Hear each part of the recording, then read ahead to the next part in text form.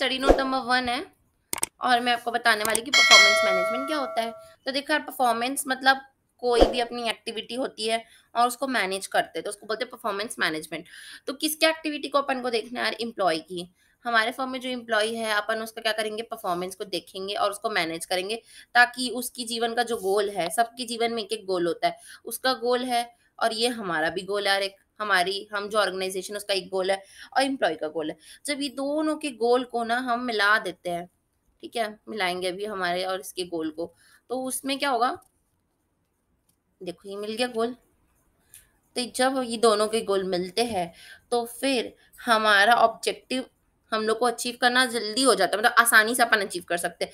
जब हमारा एम्प्लॉयी हमारे लिए काम करेगा और हम उसके लिए काम करेंगे, तो वो जो प्रोसेस है वो ज़्यादा इफ़ेक्टिव हो जाएगी अपने आप, ठीक है? तो देखो इसमें लिखा हुआ भी है, performance management is a continuous process, ठीक है? ये कंटीन्यूअस प्रोसेस है, एक दिन की बात नहीं, रोज़ हमको ऐसा करना है, ठीक है? Continuous process of identify, measuring and developing, ठीक है? ऑर्गेनाइजेशन के जो ऑब्जेक्टिव्स है और इंडिविजुअल के जो ऑब्जेक्टिव है, उन दोनों को लिंकेज करना ही हमारा परफॉर्मेंस मैनेजमेंट का मेन मकसद होता है, ठीक है? तो इसमें अपन को 2 कंपोनेंट दिया हुआ है, continuous process and linking the mission and goals, ठीक है? अपन कंटीन्यूअस प्रोसेस कर करके लिंक करेंगे मिशन और गोल को, ठीक है गाइस? आई होप आप लोगों को समझ में आ रहा होगा। तो चलो आगे बढ़ते हैं। आगे हमारा परफॉर्मेंस अप्रेज़ल और परफॉर्मेंस मैनेजमेंट है। इनकी बी ये लगता तो एक जैसा है, बट होता बिल्कुल भी एक जैसा नहीं है यार। मतलब परफॉर्मेंस दोनों में हो रहा है, बट अप्रेज़ल में क्या होता है कि ना यार, ये ना थोड़ा ऐसा टाइप का, ठीक है? और मैनेजमेंट ना बहुत अच्छा होता है, ठीक है? मैं आपको समझाती हूँ, फिर आपको समझ में आएगा। जैसे कि ना आप अपने ऊपर लीजिए, ये आप हो, ठीक है? और ये नहीं, ये आप नहीं हो, ये आपकी मम्मा है और ये आप हो, ठीक है? और आपने कोई गलती कर दी छोटू-सी, अब आपकी मम्मा डाँटना शुरू किया आपको, डाँट रही है, डाँट रही है, डाँट रही है और आपकी कोई बात सुन ही नहीं रहा है, बस डाँट रही है, तो आपको कैसा लगेगा? अच्छा नहीं लगेगा ना? तो उसको बोलते हैं परफॉर्मेंस अप्रेज़ल। बट वही बात है कि ये आपकी मम्मा है और ये आप हो। मम्मा आपसे पूछी, "बेटा, ये गलती कैसे हो गई?" फिर आप बताएँ, "मम्मा वो एक्चुअली ना ऐसा-ऐसा हुआ था, तो ऐसा-ऐसा हो गया।" मम्मा बोली, "अच्छा ऐसे करते हैं?" तो आप बोले, "सॉरी मम्मा, भूल से हो गई, अगली बार से नहीं होगी।" फिर मम्मा कुछ बोलेगी, फिर आप कुछ बोलोगे, फिर ऐसे बातचीत चलते रहेगी और उसके बाद फिर आपको अपनी गलती का रियलाइज़ेशन हो जाएगा और नेक्स्ट टाइम से वो गलती आप नहीं करोगे, ठीक है? बट इस प्रोसेस में क्या हो रहा है कि एक तरफ से बस बोले जा रहे हैं, बोले जा रहे हैं, बोले जा रहे हैं, बोले जा रहे हैं और ये बेचारा तो इतना ज़्यादा फेड अप हो गया सुन-सुन के कि अब वो सुनना ही बंद कर दिया है। अब उसको कोई फ़र्क नहीं पड़ता, तुम बोलते रहो, ठीक है? तो अप्रेज़ल थोड़ा नेगेटिव हो जाता है और परफ़ॉर्मेंस मैनेजमेंट थोड़ा पॉज़िटिव हो जाता है, ठीक है? तो मैं आपको अब जो इसमें वर्डिंग्स है उसके साथ समझाती हूँ। ये देखो टॉप डाउन प्रोसेस है, इसमें टॉप डाउन प्रोसेस हो रहा है।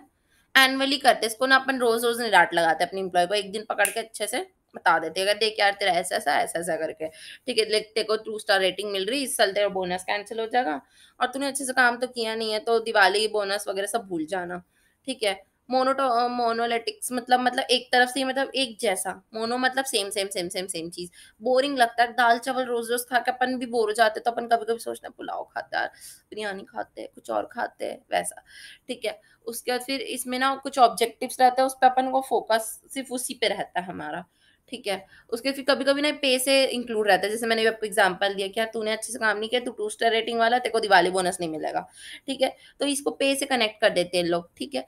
ब्यूरोक्रेटिक रहता है एकदम कॉम्प्लेक्स पेपर वर्क है, 5-6 लाइन ऐसे 5-6 पेजेज़ है, उसमें कुछ लिखा हुआ है, तो उसमें मैनेजर जो रहेगा, एचआर डिपार्टमेंट और टिक-टाक, टिक क्रॉस टिक, स्टार ये सब करते रहेगा, ठीक है? तो एचआर डिपार्टमेंट वाले मेनली इसको हैंडल करते हैं। फिर नेक्स्ट है परफॉर्मेंस मैनेजमेंट। परफॉर्मेंस मैनेजमेंट में क्या होता है कि दोनों मिलके बातचीत करके सॉल्यूशन निकालते हैं। कंटिन्यूअस रिव्यू चलते रहता है। ऐसा नहीं कि आज बातचीत कर लिए तो सीधा अगले महीने की इतनी तारीख को ही करेंगे, कभी भी कर सकते जब लगता है। और ऐसा ज़रूरी नहीं कि सब कुछ एकदम फॉर्मल हो, इनफॉर्मल भी चलता है। हो सकता है कि आपका बॉस आपको थोड़ा डिनर पे लेके जाएँ और वहाँ पे आपका परफॉर्मेंस मैनेजमेंट करे, वैसे भी हो सकता है। इसमें ज़्यादा रेटिंग वगैरह नहीं होता, फ्लेक्सिबल प्रोसेस होता है। ठीक है, वैल्यू बिहेवियर पे ज़्यादा ध्यान दिया जाता है। पे से ज़्यादा कनेक्टेड नहीं रहता है। एक इंसान को ना सिर्फ़ पैसों से मतलब नहीं होता, और भी बाकी चीज़ें जिससे उनको फ़र्क पड़ता है। ठीक है, जैसे कि अगर आप एक एम्प्लॉयी को बहुत अच्छे से ट्रीट करोगे, तो उसको एक हैप्पीनेस होगी अंदर से और वो खुद ही यहाँ बिज़नेस में रिटेन होना चाहेगा कि यार यहाँ पर जो है ना, जो हमारे बॉस है वो हम पे बहुत ट्रस्ट करते हैं, हमारी लॉयल्टी पे कभी शक नहीं करते। यार पैसों से बढ़ के बहुत सारी चीज़ें होती है, ठीक है? तो वो सब इसमें देखते हैं अपन। डॉक्यूमेंटेशन मिनिमम हो जाता है और मैनेजर जो रहता है ना, वो ज़्यादातर ये काम करता है। गाइस आप लोग को समझ में आ रहा है ना? अगर नहीं आ रहा होगा ना तो प्लीज़ कमेंट में मुझे बताइए, मैं आपको अच्छे से समझाने की कोशिश करूँगी, और कुछ फीडबैक होगा तो भी वो मुझे कमेंट कर दीजिए। तो चलो आगे बढ़ते हैं परफॉर्मेंस मैनेजमेंट साइकिल की तरफ। तो यार ये साइकिल है क्यूट सा, देखो सबसे पहले प्लान करेंगे कोई भी चीज़ अपन, प्लान करके उसके ऊपर काम करते हैं तो उसको एक्ट करना बोलते हैं। मॉनिटर करना मतलब फिर जो एक्ट किया उसको देखेंगे यार सही हुआ है कि नहीं हुआ है, और उसके फिर उसको रिव्यू करेंगे, अच्छा ऐसे नहीं ऐसे करना था तो अगली बार से फिर हम वैसा करेंगे। तो ये सब प्रोसेस है, चलते रहता है चलते रहता है चलते रहता है। गाइस इसके कंपोनेंट्स है परफॉर्मेंस मैनेजमेंट का, वो जो थोड़ा सा ज्यादा इंपॉर्टेंट है। ये कैसे इंपॉर्टेंट है मैं आपको बताती हूँ। देखो कंपोनेंट जो है ना परफॉर्मेंस मैनेजमेंट का, उसमें अपन सबसे पहले प्लान कर रहे हैं। ठीक है, तो प्लान क्या करेंगे अपन, बेसिकली हम प्लान करेंगे परफॉर्मेंस अप्रेजल को देखते हुए कि किस किस टाइप का एम्प्लॉय है, क्या क्या काम किया है, कैसा किया है, ये सब सोचेंगे। और उसकी की परफॉर्मेंस एरिया को देखेंगे पहले। ठीक है, ओवर द ईयर्स देखेंगे, मतलब उसके हिसाब से देखेंगे और फिर उसको बताएंगे। ठीक है, और उसके हिसाब से उसको काम भी देंगे ना। ठीक है, फिर नेक्स्ट क्या है, परफॉर्मेंस अप्रेजल और रिव्यू। जब अपन उसको काम दे चुके तो अपन उसको अप्रेजल करना हमारा ज़रूरी काम है, और रिव्यू भी करना पड़ेगा।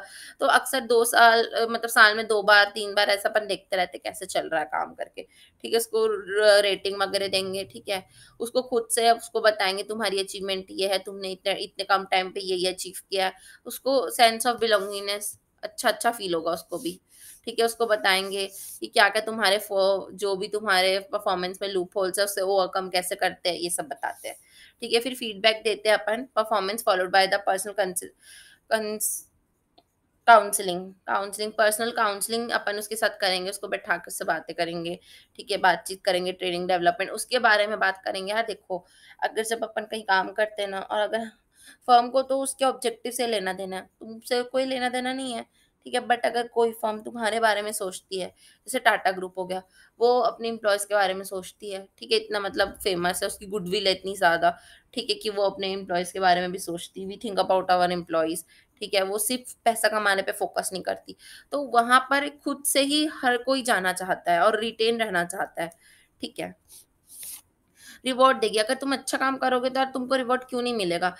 ठीक है, और अगर कुछ तुम्हारा काम में खराबी है या फिर तुम लेट आते हो समझ लो ऑफ़िस वग़ैरह, है ना?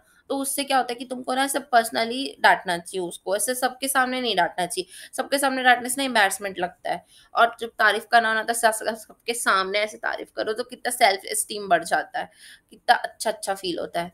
ठीक है, फिर क्या होगा, परफॉर्मेंस इम्प्रूवमेंट प्लान्स। उसके बाद फिर आपको बताएँगे यार देखो परफॉर्मेंस तुम्हारी ऐसी थी, उसके हिसाब से इम्प्रूवमेंट कैसे करना है। और फिर पोटेंशियल अप्रेज़ल कि यार देखो अब ये काम इतना-इतना तो तुम सीख गए हो, तो फिर अपन अपनी जॉब रोटेशन पे ध्यान देंगे।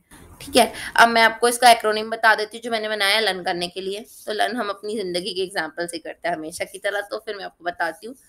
आज का एग्ज़ाम्पल क्या है हमारा यार, कि हमारा जो अपन जब सीएमए, मैं अपना बता रही हूँ, जैसे सीएमए फाइनल जब मैं ऑप्ट की, मतलब जब मेरा इंटर क्लियर होगा तो फिर मेरे को सीएमए फाइनल देखना था। तो मैं क्या की कि मैं सोची थी कि इन टीचर्स का खरीदना है, तो सबसे पहले मैं प्लान की कौन से टीचर का खरीदना है।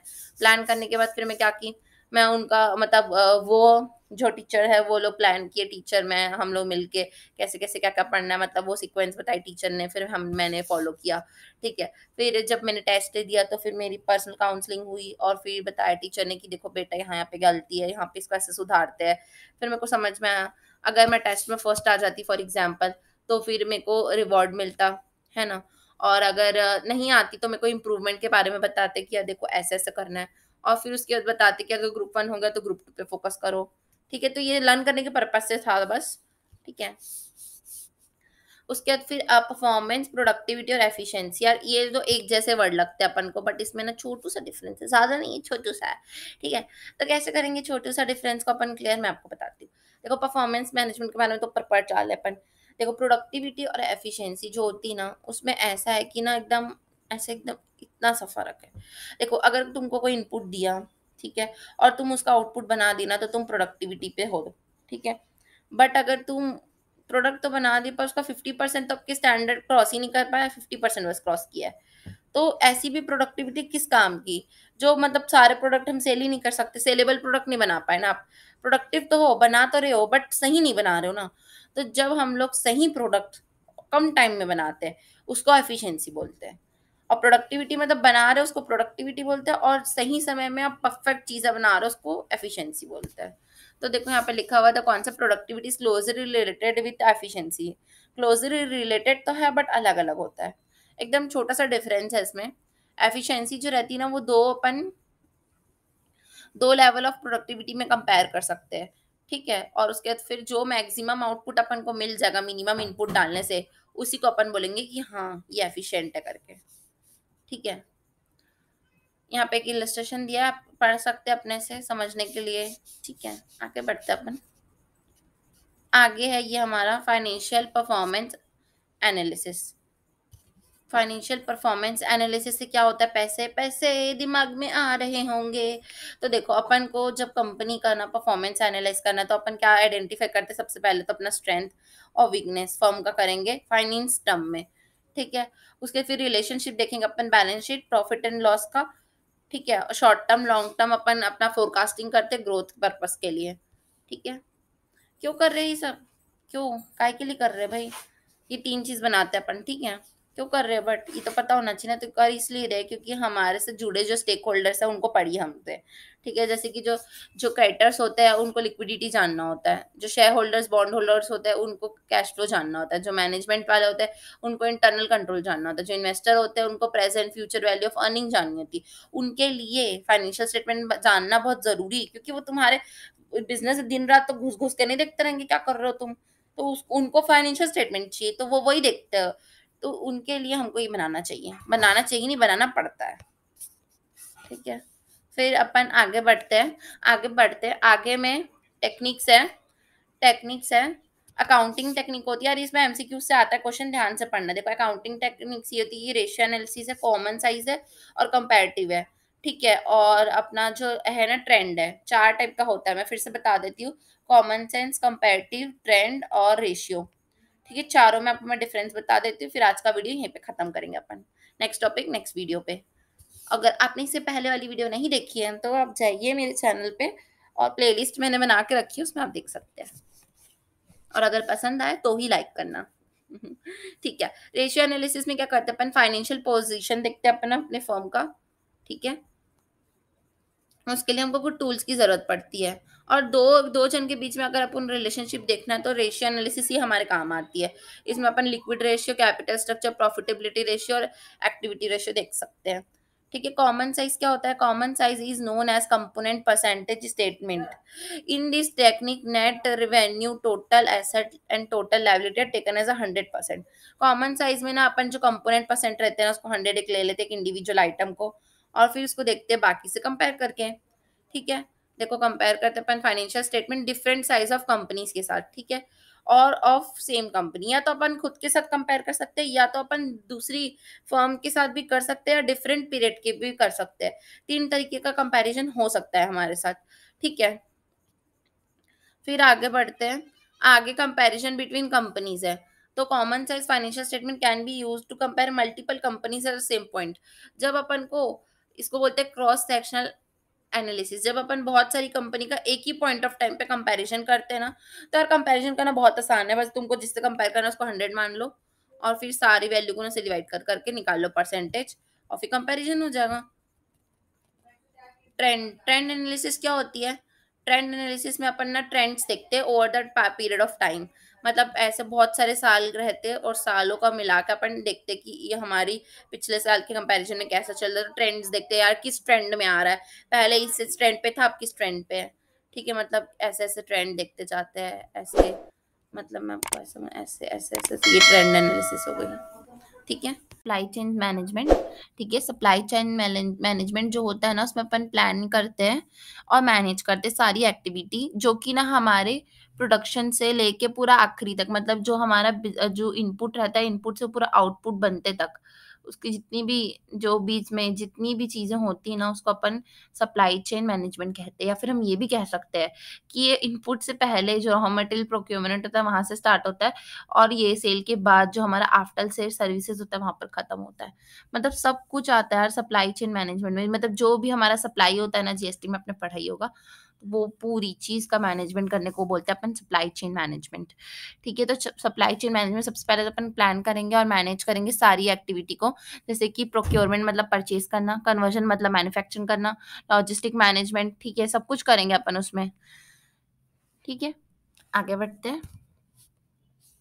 ये देखो ये डायग्राम दिया है, इसको आप समझ सकते हैं। सबसे पहले अपन क्या करते हैं, मटेरियल हैंडलिंग वेयर हाउसिंग कर सकते हैं अपने सामान को, इंफॉर्मेशन टेक्नोलॉजी लगा के फ्रेट और ट्रांसपोर्ट करते हैं, industry initiatives, supply chain management की, ये सब कंपोनेंट्स हैं। ठीक है, सब चीज कर सकते हैं, मतलब ये सब इंडिपेंडेंट है एक दूसरे से, कोई कनेक्शन नहीं इनका। सप्लाई चेन मैनेजमेंट से कनेक्शन है ये कह सकते हैं अपन। ठीक है, फिर अपन आगे बढ़ते हैं। ऑब्जेक्टिव्स क्या क्या है इसके, इसके ऑब्जेक्टिव्स ये है कि supply chain management take into consideration every facility that has impact on cost and play a role in product confirm to. देखो कस्टमर तक पहुंचाने तक के लिए जो भी लगता है ना कॉस्ट, तो वो सब में जो इम्पैक्ट होता है, कॉस्ट जो इम्पैक्ट करता है हमारी जिस भी चीज़ों को कस्टमर पहुंचाते तक, तो उसको अपन सप्लाई चेन मैनेजमेंट में कंसीडर करते हैं। ठीक है, वेयर हाउसिंग, डिस्ट्रीब्यूशन, सेल्स, सब कुछ आता है इसमें। ठीक है, सेल्स चेन मैनेजमेंट क्या होता है इसमें, अपन ना एफिशिएंट एंड कॉस्ट दोनों को देखते हैं, मतलब कम से कम टाइम में अपन ज़्यादा से ज़्यादा प्रोडक्ट बनाना चाहते हैं तो उसको अपन एफिशिएंट बोलते हैं। उसमें कॉस्ट ऑफ ट्रांसपोर्टेशन, डिस्ट्रीब्यूशन, सब कुछ आता है। ठीक है, उसको अपन को क्या करना होता है, मिनिमाइज करेंगे ना कॉस्ट को, तो फाइनली जो लास्ट स्टेज है हमारा वो क्या, इंटीग्रेट करना सप्लायर, मैन्युफैक्चरर, वेयर हाउस को, और फिर सबको मिलाकर एक साथ अपन को ऑपरेशनल लेवल में जाना है। कंपोनेंट्स देख लेते हैं। कंपोनेंट क्या है, सबसे पहले अपन कोई भी चीज़ का प्लान करते हैं ज़िंदगी में, हम लोग को अगर कुछ करना है, रोज़ सुबह उठ के अपन प्लान करते हैं यार कि क्या पढ़ना है आज, प्लान हो गया। सोर्स क्या रहता है हमारा, हमारी स्टडी मैट सोर्स हो सकती है, या फिर हम अपने दिमाग में ही सोच लेते हैं कि यार इतना इतना तो पढ़ चुके हैं, ये लेक्चर देख चुके हैं, अब ये करना है। ठीक है, फिर अपन क्या करते हैं, पढ़ना स्टार्ट करते हैं। पढ़ने स्टार्ट करने के बाद फिर बस जब टारगेट क्लियर पूरा हो जाता है तो अपन खुश होते हैं, वाह यार हो गया करके। फिर अपन दूसरे दिन वापस रिटर्न हो जाता है अपने प्लान की तरफ। बट अगर अपन प्रोडक्ट में देखें तो प्रोडक्ट में कैसे होता है कि सबसे पहले अपन प्लान करते हैं हमको क्या बनाना है, कैसे बनाना है, फिर बनाते हैं असली में, उसके फिर उसको डिलीवर करते हैं। डिलीवर करने के बाद कभी-कभी ना सामान रिटर्न भी आ जाता है, तो उसका है रिटर्न मतलब इसमें। ठीक है, मैंने याद करने के पर्पज से पहला वाला समझाया था, दूसरा वाला आपको रियलिटी वाला बता दी। ठीक है, उसके development of supply chain management, उसके बाद क्या है,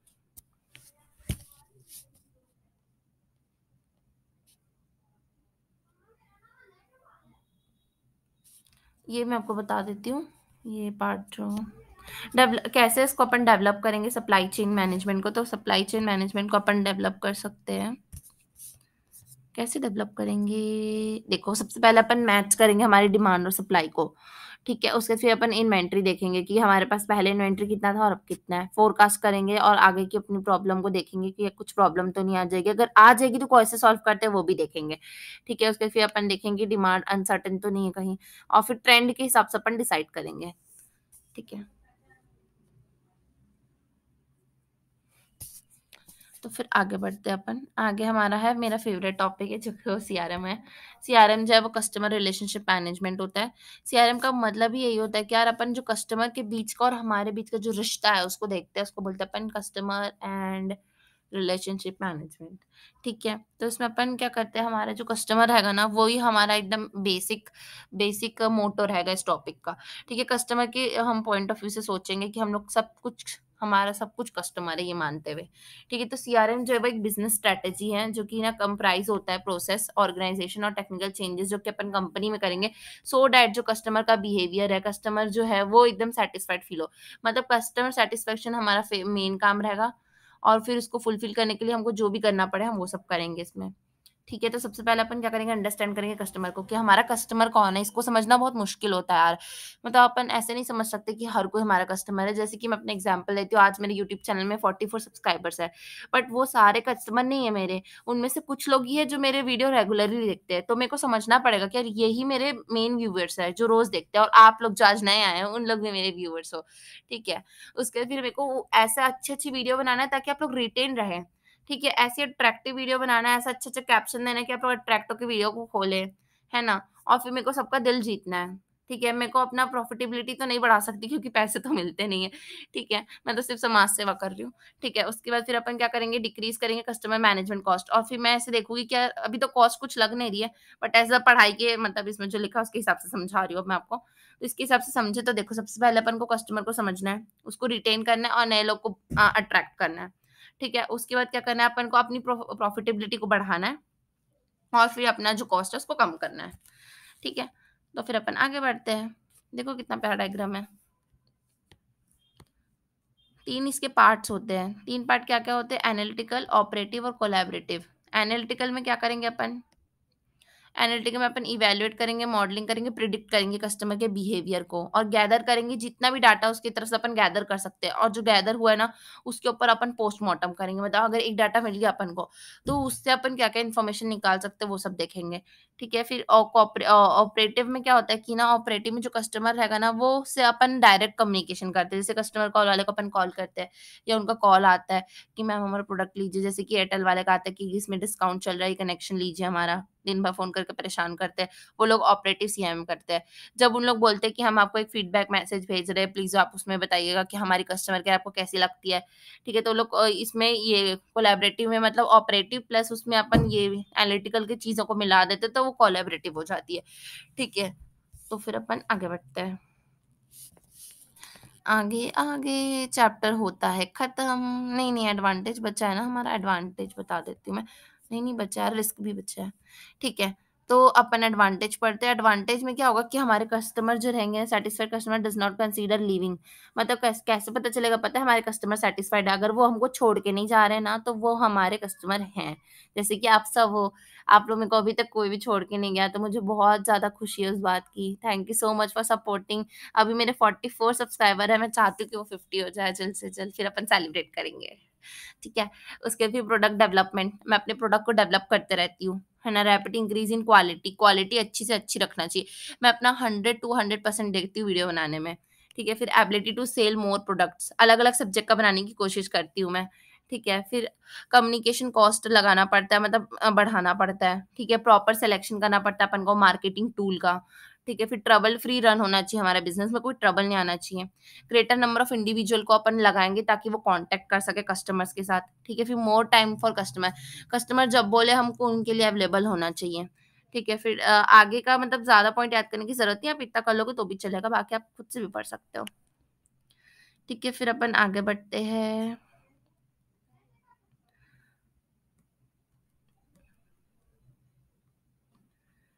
यार ये तो बहुत प्यारा टॉपिक है, मैं भूल गई थी एबीएस में, कस्टमर प्रॉफिटेबिलिटी एनालिसिस।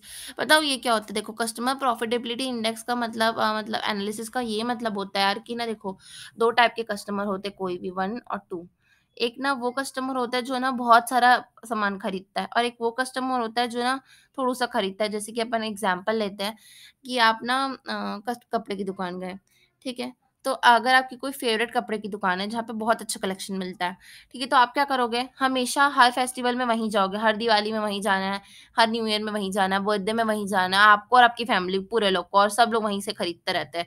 तो आप क्या, वही कस्टमर बहुत बड़े अमाउंट के, मतलब बहुत अमाउंट का परचेज़ करोगे आप वहाँ से, तो आप वहाँ के बड़े कस्टमर हो गए, ठीक है? मतलब एज़ अ सेलर देख रही हूँ मैं, ठीक है? बट वही एक इंसान है जो यहाँ पर आया, फिर उसको शॉप में मतलब डिस्प्ले अच्छा लगा तो वो अंदर गया, पसंद आया तो खरीद लिया।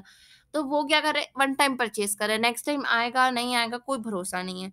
बट आप तो रेगुलरली आ ही रहे हो क्योंकि आपको उसकी कलेक्शन पसंद आ चुकी है ना, तो आप रेगुलरली आओगे। तो जो कस्टमर प्रॉफिटेबिलिटी होता है ना, उसका ये मतलब होता है कि जो हमारे एक्जिस्टिंग कस्टमर है, जो कि हमको ज़्यादा अमाउंट में सेल करवाते हैं, ठीक है? तो उनके ऊपर ज़्यादा ध्यान देना चाहिए। मतलब ऊपर में अपन जो टेक्निक्स पढ़े हैं ना, कस्टमर के ऊपर लगाने के लिए, वो हर टेक्निक हर में नहीं लगा सकते ना, क्योंकि पैसे लगते हैं सब में।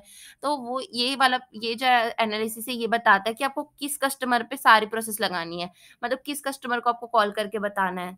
मतलब कहाँ पर स्कोप है कि वो कस्टमर फिर से आएगा। तो अगर ये वाले कस्टमर को आप कॉल करके बोले तो चांसेस है कि वो खरीदेगा। बट यहाँ पर चांसेस बहुत कम है, मतलब यहाँ 50% से ज़्यादा ही चांसेस है, बट यहाँ 50% से भी एकदम कम है। तो आपको यहाँ पर अपने कॉस्टली वाले जितने भी प्रोसेस और अपने इक्विपमेंट्स है, उसको यहाँ पर लगाना चाहिए। तो उसको कस्टमर प्रॉफिटेबिलिटी एनालिसिस बोलते हैं।